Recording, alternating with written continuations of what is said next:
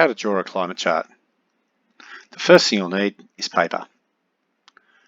The next thing you'll need is the correct equipment: a lead pencil, a red pencil, a dark blue pencil, a light blue pencil, an eraser for your mistakes, yes you'll make them, and a ruler. The next thing is a title. Make it clear, followed by data. This is where most students make mistakes, so take the time to get this correct and double check it. Look at your temperature axes. Get your maximum temperature and your minimum temperature is correct. My maximum temperature sits at 22.5 in January, so I know that 25 degrees Celsius will be high enough. And my lowest temperature is actually 2.2 in July. -5 will cover that as well. Have a look then at precipitation and do the same.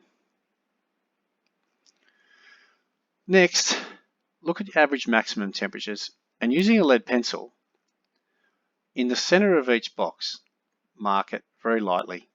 So in January, my maximum average temperature is 22.8. I've marked it here. It moves up slightly to 22.9, then down into March at 20.6. And as the season progresses through winter, it gets lower and then higher until it ends up back in summer in December at 20.8. There's 20.8 there, and there's my 20.8 there. Then use a red pencil. Make sure you use a red pencil because that's the standard color for average maximum temperature. And join the dots very neatly. Keep it as a curve. Then we do the same for average minimum temperatures. Again, 11.5 degrees, I've marked it in the center. 11.7, again in the center as it works its way through winter here in July at 2.2 degrees and then right up to December at 10.1. There's 10.1 there. Remember to do this lightly and keep them in the center.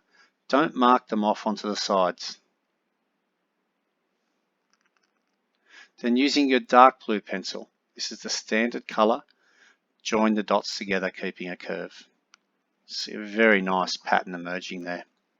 If this was the northern hemisphere, those temperatures would rise and then fall through there. You'll notice I made a mistake with my precipitation. It says 90, but my lowest is actually sitting in April at 80 millimeters. So I need to fix this. I've used an eraser and I've fixed it. I started at 75 and gone up in increments of 5 milliliters, all the way up to 125 because my maximum is actually at 122. Then very lightly, using a pencil and a ruler to mark the average precipitation. You'll notice this one is at 92 millimeters. There's 90, a little bit higher than 90.